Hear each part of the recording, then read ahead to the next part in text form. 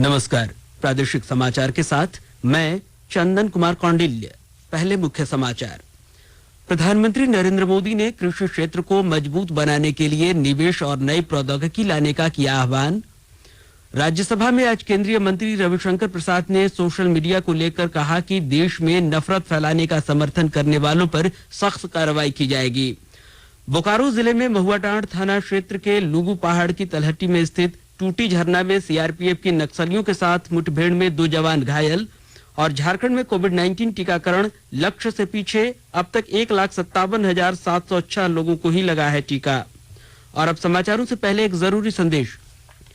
कोविड-19 महामारी के खिलाफ देश एकजुट होकर लड़ रहा है। आप भी हमारे साथ सुरक्षा और बचाव के 3 आसान एहतियात उपायों का संकल्प लें।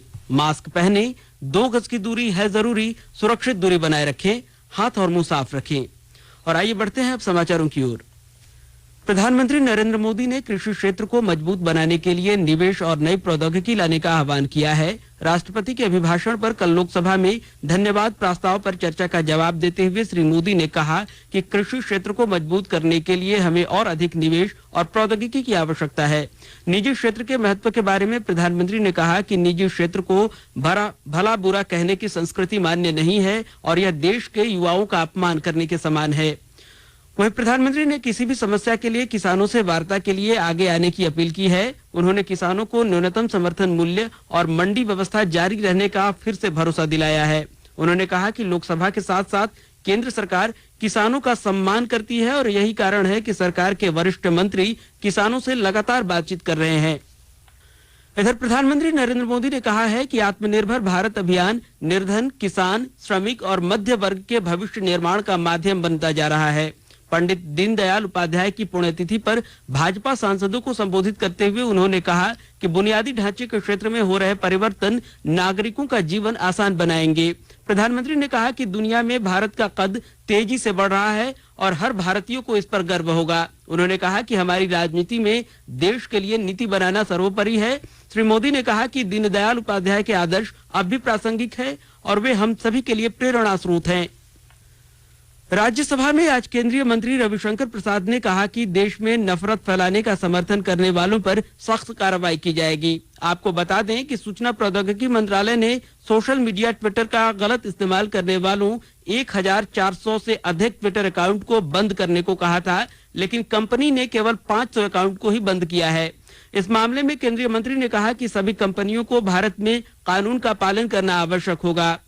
इधर केंद्रीय रक्षा मंत्री राजनाथ सिंह ने आज राज्यसभा में बताया कि भारत और चीन पूर्वी लद्दाख में पैंगोंग झील के उत्तर और दक्षिण तट पर अपनी सेनाएं पीछे हटाने के लिए सहमत हो गए हैं।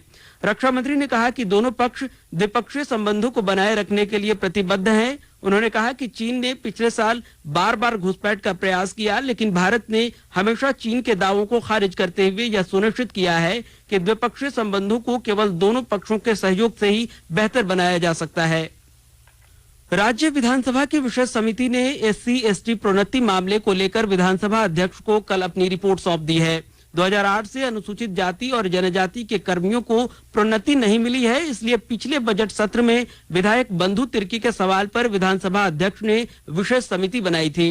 विशेष समिति की तरफ से तैयार रिपोर्ट में अनुशंसा की गई है कि वर्ष 2012 की तर्ज पर जल्दी प्रोन्नति के लिए भी स्पष्टीकरण निर्गत किया जाए और प्रोन्नति पर लगी रोक हटाई जाए। रिपोर्ट में यह भी अनुशंसा की गई है कि नियम के खिलाफ प्रोन्नति पर रोक लगाने में शामिल सभी अधिकारियों को चिन्हित कर कानूनी कार्रवाई की जाए। समिति ने तत्कालीन मुख्य सचिव और कार्मिक सचिव पर भी कार्रवाई की अनुशंसा की है। कुपोषण उपचार को लेकर झारखंड में गोड्डा जिला दूसरे नंबर पर है। अक्टूबर 2020 से दिसंबर 2020 तक किए गए त्रैमासिक सर्वे की समीक्षा में 75% रिकवरी रेट के साथ गोड्डा दूसरे नंबर पर रहा। विस्तृत जानकारी दे रहे हैं हमारे गोड्डा संवाददाता। झारखंड राज्य में कुपोषण उपचार के लिए गोड्डा जिला इस बार दूसरे स्थान पर है। नेशनल हेल्थ मिशन द्वारा किए गए अक्टूबर 2020 से दिसंबर 2020 तक के तृतीय त्रैमासिक समीक्षा में गोड्डा वेद अधिभोग में 89% और रिकवरी रेट में 75% के साथ द्वितीय रहा। गोड्डा जिले में कुपोषण मिटाने के उद्देश्य से 5 कुपोषण उपचार केंद्र संचालित किए जा रहे हैं। इनमें पोड़ैयाहाट, महागामा, पत्थरगामा, सुंदर पहाड़ी और बुआरी जोर उपचार केंद्र शामिल है। इन सबों में पोड़ियाहाट का उपचार केंद्र 111% का योगदान देकर अव्वल रहा। इस कुपोषण उपचार केंद्र की प्रभारी डॉक्टर पूनम है। गोड्डा उपायुक्त भोर सिंह यादव ने बताया कि नियमित रूप से कुपोषित बच्चों का लिस्ट बनाया जा रहा है और प्रयास किए जा रहे हैं कि गोड्डा में कुपोषित बच्चों की संख्या में कमी आए। आकाशवाणी समाचार के लिए गोड्डा से मैं रंजन कुमार। आकाशवाणी के ताजा तरीन समाचारों के लिए आप हमारी वेबसाइट newsonair.com पर लॉग इन कर सकते हैं। ताजा समाचार Twitter handle @AIR news alerts और Facebook page all India radio news पर भी उपलब्ध है। आप प्रादेशिक समाचार एकांश के ट्विटर हैंडल @AIR news_रांची और Facebook page AIR news Ranchi के अलावा YouTube channel AIR news Ranchi पर भी हमारे बुलेटिन को सुन सकते हैं। प्रादेशिक समाचार आप आकाशवाणी रांची से सुन रहे हैं और अब पेश है कोरोना से बचाव के कुछ संदेश। चलो मिलकर एक शुरुआत करें, चलो एक फैसला आज करें, मास्क नहीं तो टोकेंगे, कोरोना को रोकेंगे, चलो एक वादा करते हैं, चलो कुछ वादा करते हैं, मास्क नहीं तो टोकेंगे, कोरोना को रोकेंगे। भारत सरकार द्वारा जनहित में जारी। कोविड-19 से बचाव और सुरक्षित रहने के 3 उपाय। मास्क लगाएं, 2 गज दूरी है जरूरी, सुरक्षित दूरी रखें, हाथ और मुंह साफ रखें।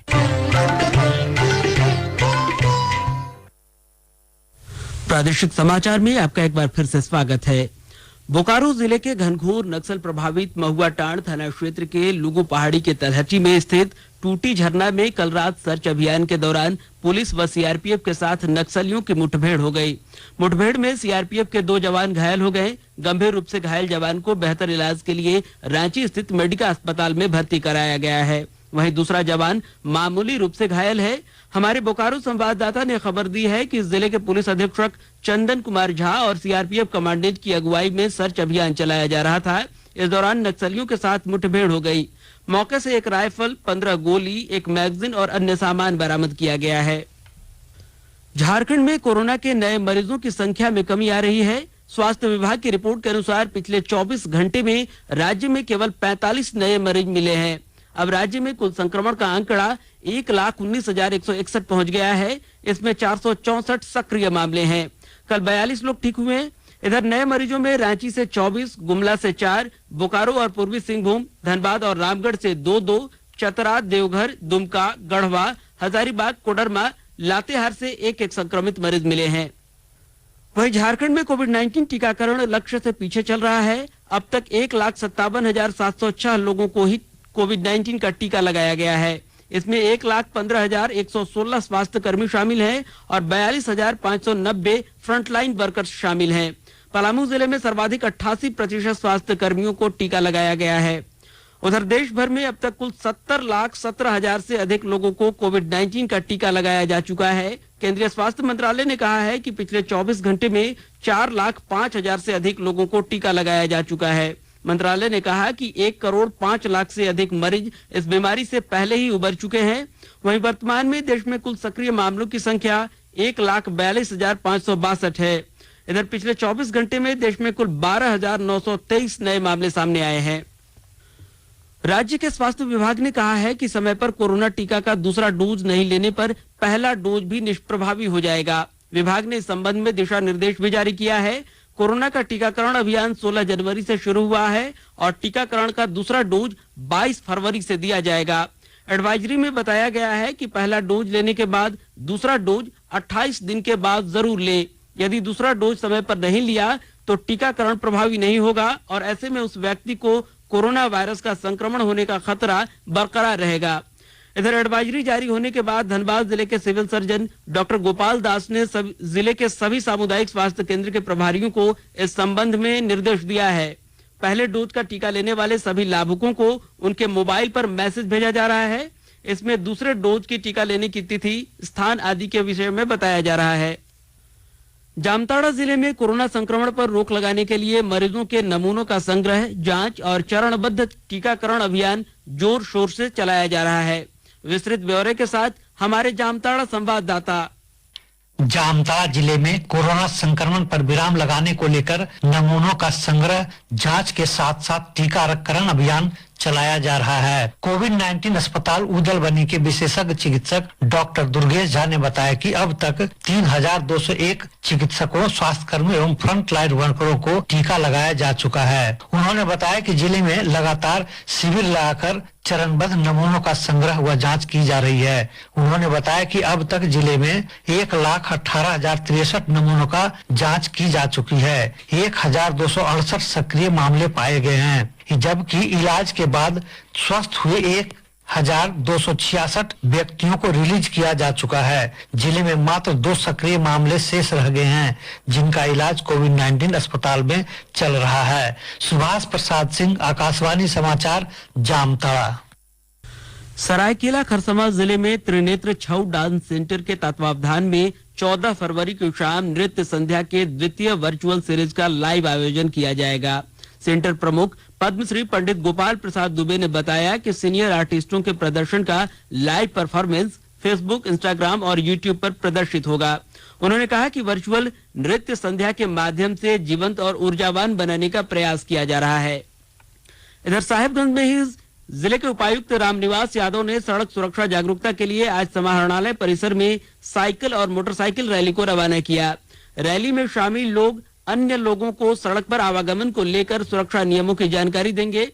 वाहन चलाने समय हेलमेट लगाने और सीट बेल्ट लगाने के अलावा परिवहन संबंधी अन्य नियमों की जानकारी रैली के माध्यम से दी जाएगी। उपायुक्त श्री यादव ने बताया कि जागरूकता नियमों का पालन कर सड़क दुर्घटनाओं में कमी लाई जा सकती है। मौके पर जिला परिवहन पदाधिकारी संतोष कुमार गर्ग, अनुमंडल पुलिस पदाधिकारी विजय आशीष कुजूर समेत कई पदाधिकारी मौजूद थे। वहीं सरायकेला खरसावां जिले के ही उपायुक्त प्रभा राजकमल ने आंगनबाड़ी सेंटर में चावल वितरण कार्य को सुचारू रूप से संचालित करने का निर्देश दिया है। उन्होंने आपूर्ति पदाधिकारी और समाज कल्याण विभाग के पदाधिकारियों को कहा कि वे आपसी समन्वय बनाकर कार्य करें और अधिक लोगों को इसका लाभ मिले। उपायुक्त ने जानकारी दी कि जिले में हरा कार्ड का वितरण कार्य जारी है। अभी तक 24,000 लोगों को हरा कार्ड वितरण किया गया है। बाकी लाभुकों को जल्द ही वितरण किया जाएगा। इधर सरायकेला खरसावां जिले में फूड सेफ्टी विभाग द्वारा होटल एवं दुकानों में छापेमारी की जा रही है। मिठाइयों में मिलावट की आशंका को देखते हुए मौके पर ही चलंत जांच केंद्र में इसकी जांच भी की जा रही है। छापेमारी दल की अगुवाई खाद्य सुरक्षा पदाधिकारी डॉक्टर मोइन अख्तर तथा इंस्पेक्टर धनपत महतो कर रहे हैं। जिले के सरायकेला, नगर आदित्यपुर व राजनगर प्रखंड में होटल व दुकानों की छापेमारी की गई है। इसके अलावा कस्तूरबा विद्यालयों में खाद्य सामग्री की जांच भी की जा रही है।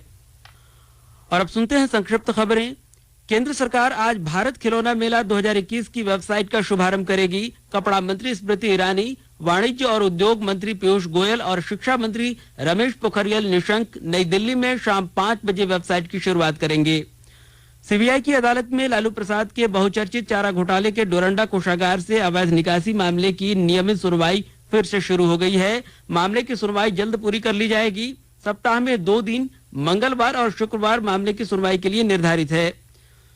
मौसम केंद्र के पूर्वानुमान के अनुसार राज्य में अगले 4 से 5 दिनों में न्यूनतम तापमान में 3 से 4 डिग्री सेल्सियस तक बढ़ोतरी होगी। 16 फरवरी को आंशिक बादल छाए रहेंगे। कहीं कहीं हल्की बारिश होने की भी संभावना है। और अंत में मुख्य समाचार एक बार फिर। प्रधानमंत्री नरेंद्र मोदी ने कृषि क्षेत्र को मजबूत बनाने के लिए निवेश और नई प्रौद्योगिकी लाने का किया आह्वान। राज्यसभा में आज केंद्रीय मंत्री रविशंकर प्रसाद ने सोशल मीडिया को लेकर कहा कि देश में नफरत फैलाने का समर्थन करने वालों पर सख्त कार्रवाई की जाएगी।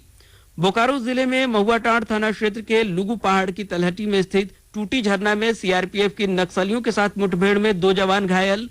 और झारखंड में कोविड-19 टीकाकरण लक्ष्य से पीछे अब तक 1,57,706 लोगों को ही लगा है टीका।